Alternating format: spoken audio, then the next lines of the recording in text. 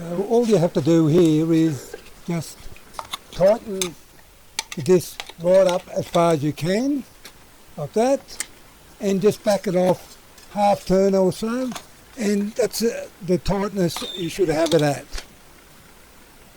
like that. And that's it. So what we're going to do here, you can see I've done the nut, and you can see there's a bit of a gap. Make sure that notch is in there all the time.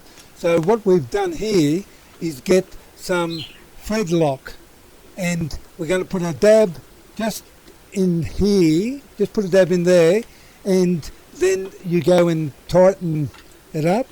You tighten it right up to as tight as possible, and then back it off about a half a turn or so, and leave it like that. But beware, this is a permanent fix. You won't be getting the screw off too soon without breaking the thing apart.